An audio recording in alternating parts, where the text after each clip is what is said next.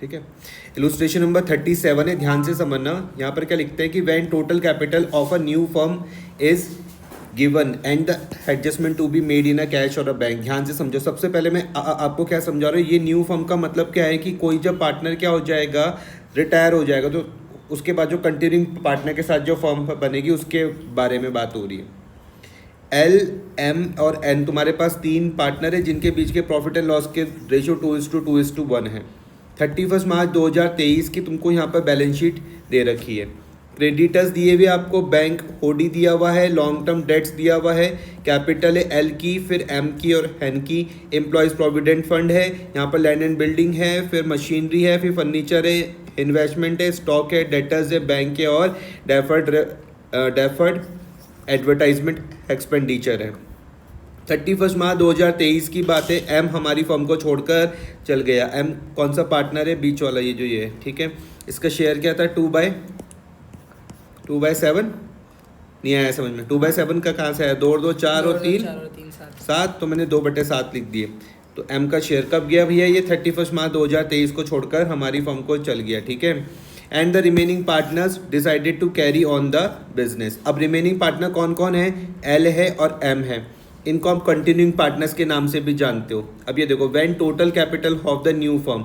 अब आप ध्यान से समझना कि जो न्यू फर्म है, न्यू फर्म में पार्टनर कौन कौन होगा? एल होगा और एन होगा। क्लियर हुआ? क्योंकि ये तो छोड़कर जा चुका है, ठीक है। अच्छा, एम हमारी फर्म को छोड़ चुका है और जो रिमेनिंग पार्टनर्स है वो बोलते हैं decided to carry on the business, और वो बोलते हैं कि हम लोग क्या करेंगे? रिवैल्यू का करेंगे। किसको? असेट्स एंड लिएबिलिटीज़ को। समझ में आया? इसके लिए मुझको क्या बनाना पड़ता है? रिवैल्यूएशन अकाउंट बनाना पड़ता है ना। Land and building to be appreciated by 2,40,000 and machinery भी डेप्रिशिएटेड बाय 10%। ध्यान से समझना, अपने साथ एक पेंसिल रख के चलना। आपने क्या देखा? लैंड एंड बिल्डिंग्स, आप तुरंत यहाँ पर लैंड एंड बिल्डिंग में इस तरीके का एक सबसे पहले एक डॉट लगा दोगे। क्लियर हुआ? उसके बाद अब क्या काम करोगे? तुमने देखा मशीनरी में आप तुरंत यहाँ पर एक डॉट लगा दोगे, कोई दिक्कत तो नहीं है। आगे 50% of investment were to be taken by retiring partner. तुमने क्या देखा? इन्वेस्टमेंट, यहाँ पर तुमने एक डॉट लगा दिया। फिर है provision for doubtful debts was to be made at 5% on debtors.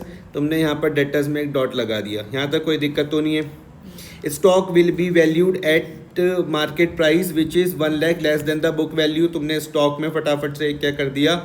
Dot लगा दिया। उसके बाद है गुडविल है पूरी फर्म की 5,60,000।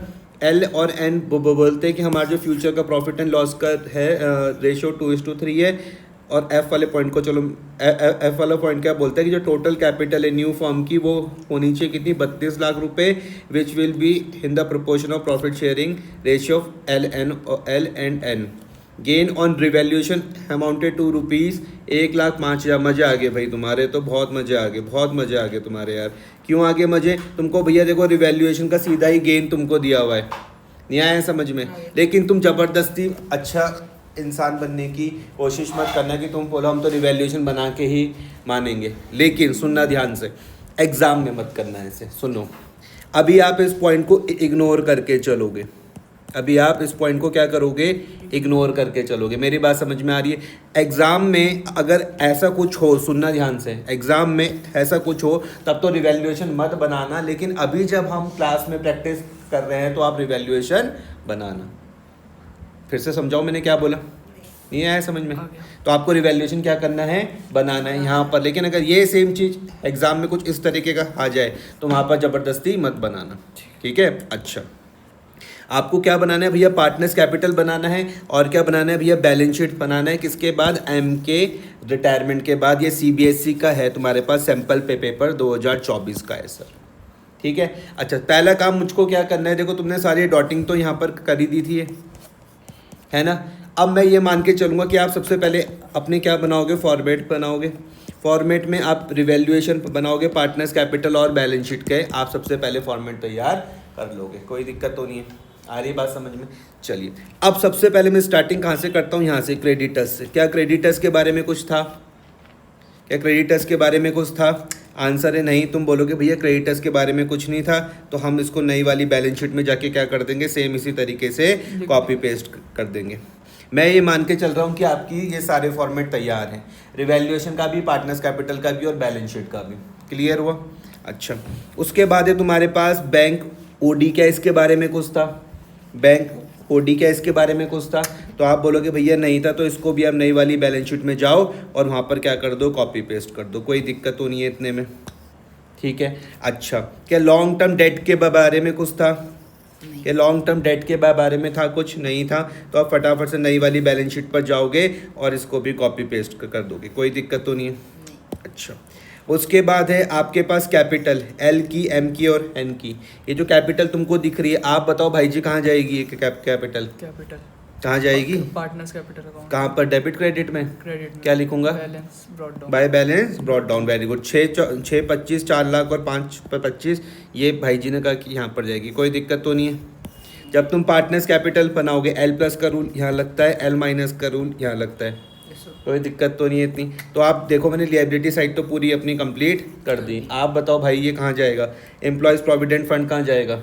ईपीएस बढ़ जाएगा। बिल्कुल गलत जवाब। एम्प्लॉयज प्रोविडेंट फंड, ध्यान से मेरी बात को समझना भैया, ये बटेगा नहीं, ये आउटसाइडर्स लायबिलिटी है, ये एम्प्लॉयज का पैसा है, ये पार्टनर्स का नहीं है। पैसा यहाँ पर बच्चे बहुत गलती करते हैं भैया, सुनना ध्यान से। एम्प्लॉयज प्रोविडेंट फंड को गलती से भी मत बांट देना तुम, आई बात समझ में? एम्प्लॉयज प्रोविडेंट फंड मत बांट देना, ये एम्प्लॉयज का है पैसा, कहीं तुम इसको पार्टनर्स के बीच में बांट दो तो ये क्या होगा कि नेक्स्ट वाली बैलेंस शीट में जाके क्या हो जाएगा, कॉपी पेस्ट हो जाएगा। नहीं आया समझ में? क्या नहीं, सॉरी नहीं, गलती तो नहीं करोगे, ये तुम समझे? क्या मैं तुमको ये वाली साइड पूरी समझा पाया? ऐसा कोई भी चीज़ जहाँ पर मुझे चर्चा फिर से करनी हो, ठीक है। अब देखो, इस क्वेश्चन ने तो भले ही रिवैल्यूएशन नहीं बनाया, लेकिन ये मान के चलूंगा कि आप रिवैल्यूएशन बनाओ। लैंड एंड बिल्डिंग भैया 5 लाख की है, तो इसके बारे में पहला वाला पॉइंट है कि जो लैंड एंड बिल्डिंग भी अप्रिशिएटेड बाय 240। ये बाय का मतलब क्या होता है? बाय का मतलब होता है से। तो आप बताओ भाई जी क्या होगा इसका? सर लैंड एंड बिल्डिंग भी अप्रिशिएटेड बाय 240। 5 लाख में 240 और बढ़ेगा। नहीं, ये 240 में कहाँ पर दिखाऊंगा रिवैल्यूएशन के? बाय साइड में। बाय साइड में, वेरी गुड, क्योंकि फायदा हुआ। नहीं आया समझ में? असेट्स की वैल्यू बढ़ने के कारण क्या हो गया? फायदा हो गया। अब मुझको बताओ नई वाली बैलेंस शीट में क्या जाएगी अमाउंट? ये 5 लाख तो ये है, 5 लाख और 240 कितनी होगी? 740। 740 चल जाएगी, बहुत सही जवाब। तो ये देखो, कोई दिक्कत तो नहीं है, मैं ये मान के चल रहा हूँ आपके सारे फॉर्मेट तैयार हैं, ठीक है। अच्छा, अब आप बताओ भाई जी, मशीनरी है 2.5 लाख रुपए की, यहाँ पर देखो पॉइंट क्या लिखा हुआ, मशीनरी भी डेप्रिसिएटेड बाय 10%। 25,000। तो 25 से क्या होगी? कम हो गई, तो क्या क्या होगी इसकी? मशीनरी 25,000 इवैल्यूएशन में, बहुत बढ़िया। और फिर बैलेंस शीट में आएगा मशीनरी अकाउंट 2,25,000। बहुत सही जवाब। ये देखो, देख रहे हो आप? तो आपने पहला वाला पॉइंट तो ये कंप्लीट कर दिया। आप बताओ अब कि ये है तुम्हें फर्नीचर, ये कहाँ जाएगा? फर्नीचर कुछ दे नहीं रखा, कुछ दे नहीं रखा इसको, तो भैया सीधा जाके लिख दो 350 यहाँ पर, और ये फर्नीचर, ये समझ पे आ रहे हो? तो ये तुम्हें डॉट डॉट करने का फ़ायदा दिख रहा होगा ना, इससे मेरा टाइम बच रहा है। इन्वेस्टमेंट आप बताओ भाई जी, इन्वेस्टमेंट में देखो क्या लिखा हुआ सर इन्वेस्टमेंट कि बोल जो 50% इन्वेस्टमेंट है were taken by the retiring partner at the book value. ये जो बुक वैल्यू, सुनो पहले, जो बुक वैल्यू होती है, बुक वैल्यू क्या होती है? ये जो यहाँ पर दी हुई, वो बोल रहे कि 50% इन्वेस्टमेंट, मतलब 1 लाख का 50% क्या होगा? 50,000। वो कौन लेके चल गया? Retiring partner. रिटायरिंग पार्टनर का नाम क्या था? एम। अब बताओ, जब कोई पार्टनर किसी असेट्स को लेकर जाएगा तो उसकी क्या कैपिटल बढ़ जाएगी कि कम हो जाएगी? कम हो जाएगी उसकी कैपिटल। बहुत सही जवाब, बहुत सही जवाब। इन्होंने कहा भाई जी ने, सुनो अब इनकी तरह तुमको तेज बनना पड़ेगा। इन्होंने कहा कि यार 2 इन्वेस्टमेंट तो पक्का है।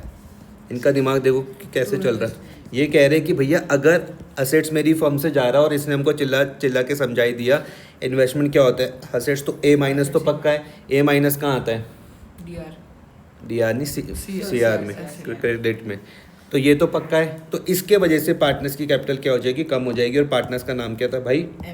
AIIMS capital account. ये आई बात समझ में? तो आप यहाँ पर सीख चुके हो कि जब भी कोई भी पार्टनर किसी भी असेट्स को लेकर जाएगा तो उसकी कैपिटल क्या हो जाएगी? कम हो जाएगी। आई बात समझ में? अब आप बताओ ये कहाँ पर शो करूँगा मैं इसको?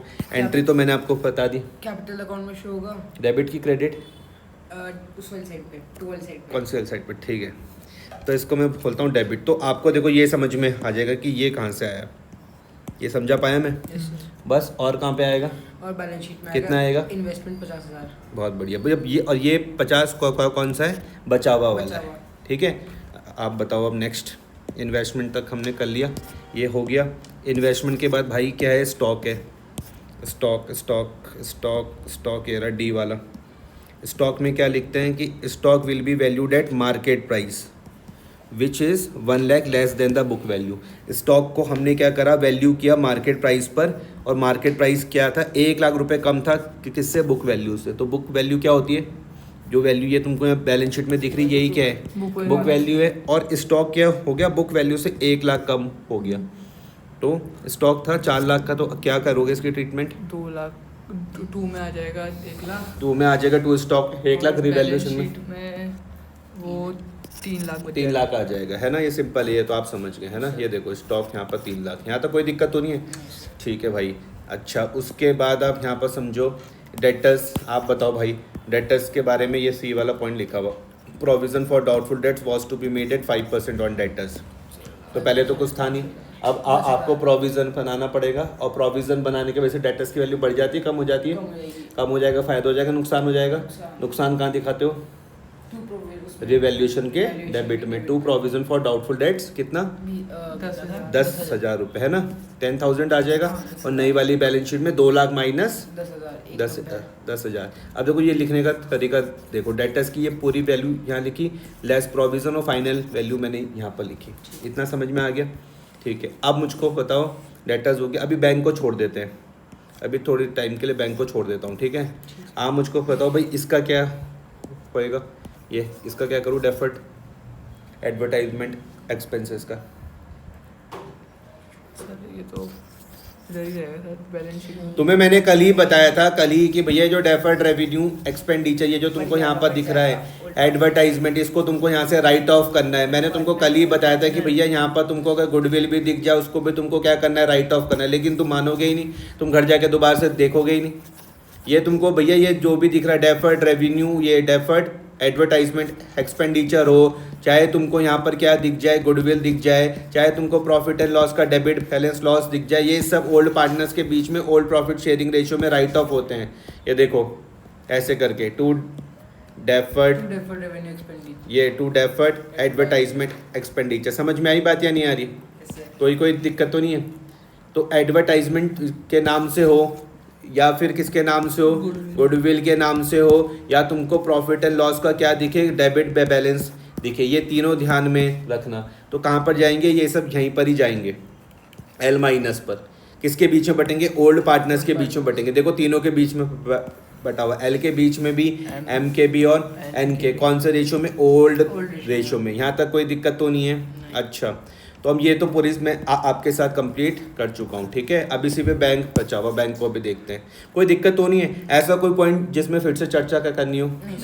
तो भाई A मैंने कर लिया, B हो गया, C हो चुका है, D हो चुका है। अब E वाला पॉइंट में देखो, ये बोल रहे जो गुडविल है फर्म की वो है 560, ध्यान से समझना। और L और N का तुमको फ्यूचर का प्रॉफिट एंड लॉस का रेशो दिया हुआ। अब ये गलती मत करना, सुनना ध्यान से। आपको क्या करना है? साफ साफ वर्किंग नोट बनाना है।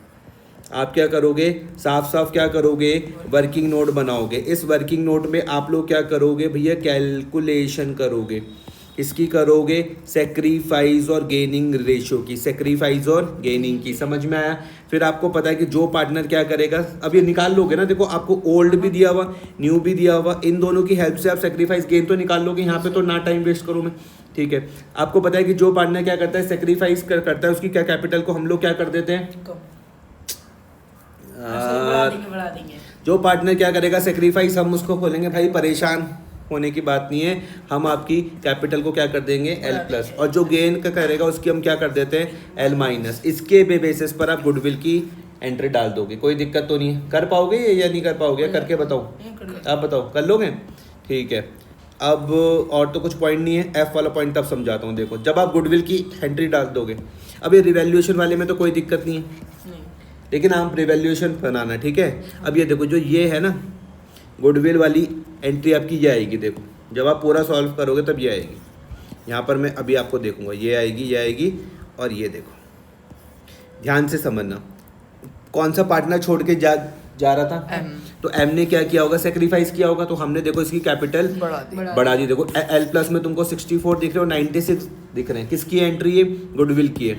और इन दोनों ने क्या किया होगा, एल और एन ने गेन किया होगा, तब इनकी कैपिटल देखो क्या हो रखी है, कम हो रखी है। ये आया समझ में? आ गया। ठीक है सर। अब आप सुनना ध्यान से, देखो एल में और एन में तुमको कोई दिक्कत नहीं आएगी, दोनों साइड का टोटल का करोगे।